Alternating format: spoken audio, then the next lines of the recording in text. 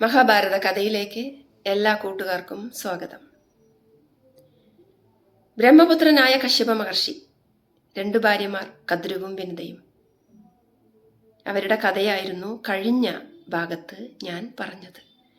അതിൽ വിനതയുടെ 2ാമത്തെ പുത്രനായ ഗരുഡൻ വിനതയെ ദാസ്യവൃത്തിയിൽ നിന്നും മോചിപ്പിക്കാൻ പോവുകയാണ്. അതിനായി അമൃതം കൊണ്ടുവരാൻ ദേവലോകത്തേക്ക് അവൻ പുറപ്പെട്ടു. പോകും മുമ്പ് തൻ്റെ പിതാവിനെ കണ്ടു. എനിക്ക് ഭയങ്കര വിശപ്പാണെന്ന് പറഞ്ഞു. അപ്പോൾ കശ്യപൻ പറഞ്ഞു, വിഭാവസുവിനെയും സുപ്രതീകനെയും ഭക്ഷിക്കുക. അവർ ശാപം കിട്ടിയ 2 മഹർഷിമാരാണ്. എപ്പോഴും വഴക്കുകൂടുന്ന അവർ ആനയും ആമയുമായി ജനിച്ചിട്ടുണ്ട്. അവരെ പോയി കഴിച്ചോളൂ. അങ്ങനെ ഗരുഡൻ പറന്നു ചെന്ന് ആനയെയും ആമയെയും തൻ്റെ കാലിൽ തൂക്കിയെടുത്ത് പറന്നു പൊങ്ങി അവരെ ഒരു പർവ്വതത്തിൻ്റെ മുകളിലിരുന്ന് ഭക്ഷിച്ചു. ആ ഒരു പർവ്വതത്തിൻ്റെ മുകളിലിരുന്ന് ഭക്ഷിക്കുന്ന സമയത്ത് കുറേ മഹർഷിമാരെ ഗരുഡൻ പൊക്കിക്കൊണ്ടുപോയിരുന്നു. അവരെയെല്ലാം ഗരുഡൻ അവിടുന്ന് പറഞ്ഞയക്കുകയും അവരുടെ അനുഗ്രഹം ലഭിക്കുകയും കൂടി ചെയ്തു. ദേവലോകത്തേക്ക് പുറപ്പെട്ട ഗരുഡന്റെ ചിറകടി ശബ്ദം, അതിശക്തനായ ഗരുഡന്റെ ചിറകടി ശബ്ദം ദേവലോകത്തെ ഋഷിമാർ നേരത്തെ തന്നെ തിരിച്ചറിഞ്ഞു. വിശ്വകർമാവ്, ബൃഹസ്പതി തുടങ്ങിയ മഹർഷിമാർ ദേവേന്ദ്രനോട് പറഞ്ഞു, അവൻ വരുന്നുണ്ട് അമൃതം കൊണ്ടുപോകാൻ, അവൻ്റെ അമ്മയെ രക്ഷിക്കാൻ. അപ്പൊ ദേവേന്ദ്രൻ പറഞ്ഞു, ഒരിക്കലും നടക്കാത്ത കാര്യം. ഞാനിവിടെ ഉള്ളപ്പോൾ അമൃതം കൊണ്ടുപോകാൻ ഞാൻ സമ്മതിക്കില്ല. ഗരുഡൻ ഇങ്ങനെ പൊങ്ങിപ്പറന്നതും ആ ചിറകടിയിൽ പൊട്ടിപ്പടലം ഇങ്ങനെ പൊങ്ങി ലോകം എല്ലാം പൊട്ടിപ്പടലത്താൽ മുഖരിതമായി. ആർക്കും കണ്ണു കാണാതെയായി. ദേവലോകത്തെ ആളുകൾ പേടിച്ചോടി. അങ്ങനെ ദേവലോകത്തേക്ക് ഗരുഡൻ എത്തുകയാണ് അമൃതം കൊണ്ടുപോകാൻ. അമൃതകുംഭം അത്ര എളുപ്പത്തിൽ കിട്ടുന്ന ഒന്നല്ല. ചക്രത്താൽ തിരിയുന്ന ഒരിടത്ത് അശ്വിനി ദേവകൾ കാവൽ നിൽക്കുന്നു, അഷ്ടവസുക്കൾ കാവൽ നിൽക്കുന്നു, അഷ്ടദിക്പാലകർ കാവൽ നിൽക്കുന്നു, ഗന്ധർവന്മാർ, സർപ്പങ്ങൾ എന്നിവരെല്ലാം കാവൽ നിൽക്കുന്നു. അതിൻ്റെ ഉള്ളിലാണ് അമൃതകുംഭം. എങ്ങനെ കിട്ടും? ഗരുഡൻ അവിടേക്ക് പറന്നു ചെന്നു. ദേവേന്ദ്രൻ വജ്രായുധവുമായി പിന്നാലെ. അങ്ങനെ യുദ്ധം തുടങ്ങി. കഠിനമായ യുദ്ധം. ഗരുഡന്റെ മുമ്പിൽ എല്ലാവരും മുട്ടുമടക്കി, തോറ്റു പിൻവാങ്ങി.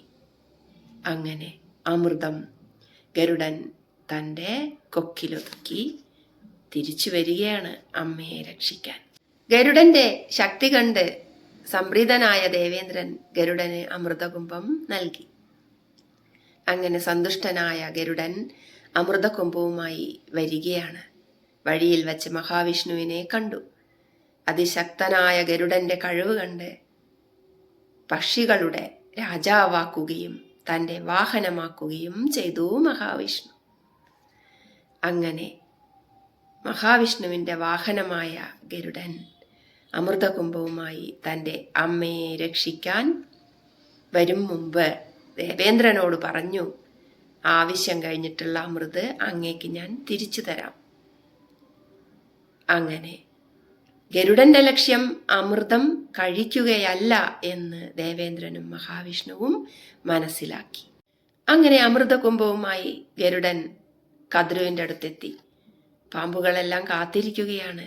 അമരത്വം ലഭിക്കുന്നതിനായി അമൃത് ഭക്ഷിക്കണം. ഒരിക്കലും മരിക്കില്ല അമൃത് കഴിച്ചാൽ.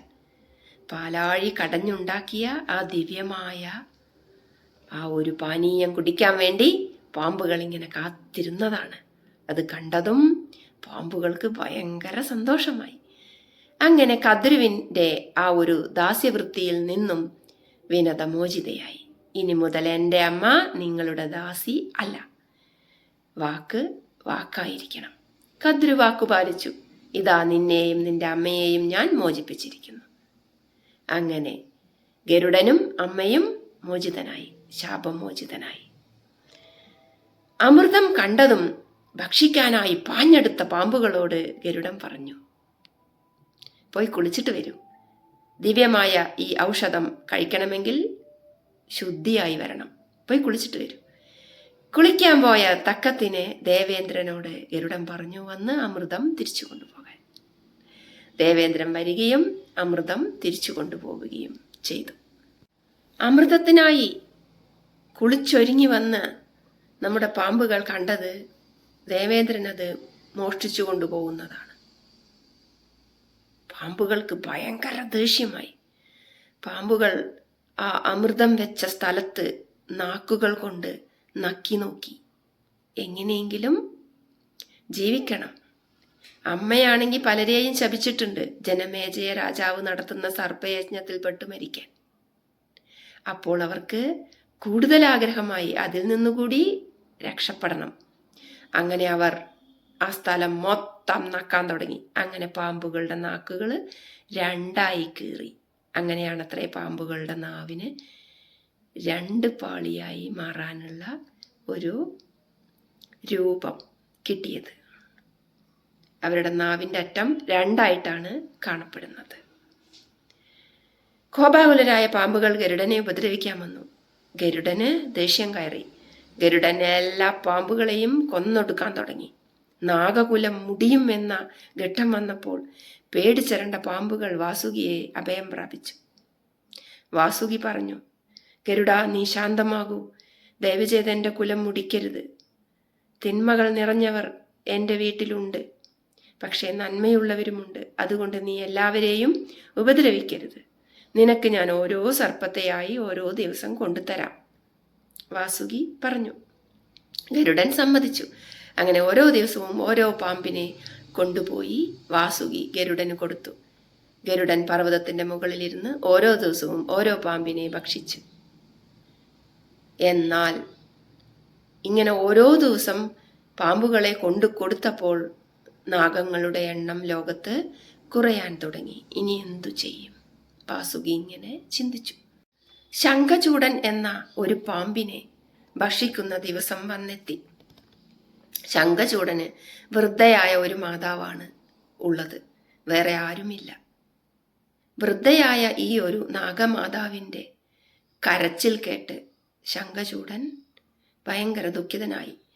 എനിക്ക് മരിക്കാൻ ഭയമില്ല, ഗരുഡന്റെ ആഹാരമാകാൻ ഭയമില്ല, പക്ഷെ എൻ്റെ അമ്മയെ ഓർത്തിട്ടാണ് എനിക്ക് വിഷമം. ശംഖചൂടൻ ഇങ്ങനെ സങ്കടപ്പെട്ടു നിന്നു. അങ്ങനെയിരിക്കെ ആ രാജ്യത്തെ വിദ്യാധരൻ എന്ന പേരുള്ള ഒരു രാജാവിന് ഒരു പുത്രനുണ്ടായിരുന്നു, ജീമൂതവാഹനൻ. ഈ ജീമൂതവാഹനൻ ഈ വൃദ്ധമാതാവിൻ്റെ കരച്ചിൽ കേട്ട് അവരുടെ വീട്ടിലേക്ക് വന്നു. എന്തിനാണ് അമ്മേ നിങ്ങൾ കരയുന്നത്? അപ്പൊ നാഗമാതാവ് പറഞ്ഞു, എൻ്റെ മകൻ ശംഖചൂടനെ ഇന്ന് ഗരുഡൻ ഭക്ഷിക്കും, എനിക്ക് പിന്നെ ആരുമില്ലാതെയാകും, ഞാൻ എന്തു ചെയ്യും? അപ്പൊ ജീമൂതവാഹനൻ പറയും, രാജകുമാരനാണ്. രാജകുമാരൻ പറയും, അമ്മ കരയണ്ട, ഇന്ന് ശംഖചൂടന് പകരം ഞാൻ പോകാം ഗരുഡന് ആഹാരമായിട്ട്. അപ്പോൾ വൃദ്ധമാതാവ് പറയും, വേണ്ട, അങ്ങ് പോകണ്ട, അങ്ങ് ഈ രാജ്യത്തെ രാജകുമാരനല്ലേ. ശംഖചൂടനും പറയും, അങ്ങ് പോകണ്ട, ഞാൻ പോയിക്കോളാം. പക്ഷേ പ്രജകളുടെ സങ്കടം കണ്ട ജീമൂതവാഹനൻ പാമ്പിനെ പോലെ വേഷം ധരിച്ച് ഗരുഡന്റെ വാസസ്ഥലത്തെത്തി അവിടെ ഇങ്ങനെ കിടന്നു. ഗരുഡൻ വന്ന് കൊത്തിപ്പറച്ചു ജീമൂതവാഹനെ. രക്തത്തിൽ കുളിച്ച ജീമൂതവാഹനൻ ഇങ്ങനെ കിടക്കുകയാണ്. അപ്പോഴാണ് ശംഖചൂടൻ വന്നത്. ശംഖചൂടൻ ജീമൂതവാഹനൻ പോയത് അറിഞ്ഞിരുന്നില്ല. ശംഖചൂടൻ ഗരുഡനോട് പറഞ്ഞു, ഗരുഡ, നീ ഇപ്പോൾ ഉപദ്രവിച്ചത് ജീമൂതവാഹനനെയാണ്. ഞാനാണ് നിന്റെ ഇന്നത്തെ ആഹാരം. അവനെ നീ വെറുതെ വിടൂ. ഇത് കേട്ട ഗരുഡന് കുറ്റബോധമായി, പശ്ചാത്താപമായി. അയ്യോ, ഞാൻ അറിയാതെ ശംഖചൂടനാണെന്ന് കരുതി ഈ പാവം രാജകുമാരനെ ഉപദ്രവിച്ചു. ഇനി എന്തു ചെയ്യും? ഗരുഡൻ ഇങ്ങനെ ചിന്തിച്ചു. ആ ഒരു പർവ്വതത്തിന്റെ താഴെ ഭാഗത്തു മുഴുവനും പാമ്പുകളുടെ അസ്ഥികൂടമാണ്. ഇത്രയും കാലം ഗരുഡൻ ഭക്ഷിച്ച പാമ്പുകളുടെ അസ്ഥികൂടം. അത് കണ്ട് ജീമൂതവാഹനന്റെ 2 കണ്ണുകളും നിറഞ്ഞൊഴുകി. ഇത് ഗരുഡൻ കണ്ടു. ജീമൂതവാഹനന്റെ ഭാര്യയായ മായാവതി തന്റെ ഭർത്താവിനെ കാണാഞ്ഞ് തിരഞ്ഞ് അവിടെ എത്തുമ്പോൾ കാണുന്ന കാഴ്ച എന്താണ്? രക്തത്തിൽ കുളിച്ചു കിടക്കുന്ന ഭർത്താവ്. അയ്യോ, ഞാൻ വിധവയായല്ലോ, ഞാൻ വിശ്വസിക്കുന്ന എൻ്റെ ജഗദംബ, എൻ്റെ ദേവി, ഞാൻ എന്തു ചെയ്യും? ഉറക്കെ കരഞ്ഞ അവളെ ദേവി ജീമൂതവാഹനന് ജീവൻ കൊടുത്ത് രക്ഷിച്ചു. ഗരുഡൻ അമൃതം കൊണ്ടുവരാൻ ദേവലോകത്തേക്ക് പോകാൻ നിൽക്കുകയാണ്. കൊണ്ടുവന്നിട്ട് വേണം ജീമൂതവാഹനനെ മരണത്തിൽ നിന്നും രക്ഷിക്കാൻ.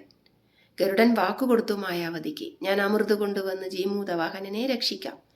പക്ഷേ ഗരുഡൻ പോകുന്നതിന് മുമ്പ് തന്നെ ജീമൂതവാഹനനെ ദേവി ആ ഒരു മരണത്തിൽ നിന്നും ഉണർത്തി. ഇത് കണ്ട് അത്ഭുതപ്പെട്ട ഗരുഡൻ ജീമൂതവാഹനനെ അനുഗ്രഹിച്ചു. പതിവ്രതയായ മായാവതിയിൽ സന്തുഷ്ടനായ ഗരുഡൻ പറഞ്ഞു, ഇനി മുതൽ ഞാൻ പാമ്പുകളെ ഉപദ്രവിക്കില്ല. അങ്ങനെ ഗരുഡനും പാമ്പുകളും തമ്മിലുള്ള ശത്രുത അവസാനിച്ചു. ജനമേജയ രാജാവ് സർപ്പയജ്ഞം നടത്തുന്നുണ്ട്. അത് എന്തിനു വേണ്ടിയാണ്? അതിൽ പാമ്പുകളെല്ലാം പെട്ട് മരിക്കുമോ? ആ യജ്ഞം നടക്കുമോ? തുടങ്ങിയ കാര്യങ്ങളാണ് അടുത്ത ഒരു ഭാഗത്ത് ഞാൻ പറയാൻ പോകുന്നത്. ജനമേജയ രാജാവിൻ്റെ സർപ്പയജ്ഞത്തെക്കുറിച്ച്. മഹാഭാരത കഥ ആദിപർവം തുടരും, അടുത്ത ഭാഗത്ത് തുടരും. അപ്പോൾ അടുത്ത ഭാഗത്തിനായി കാത്തിരിക്കുമല്ലോ. മഹാഭാരത കഥകൾ ഇഷ്ടപ്പെട്ടാൽ ലൈക്ക് ചെയ്യൂ, ഷെയർ ചെയ്യൂ, കമൻറ്റ് ചെയ്യൂ, സബ്സ്ക്രൈബ് ചെയ്യണേ ചാനൽ.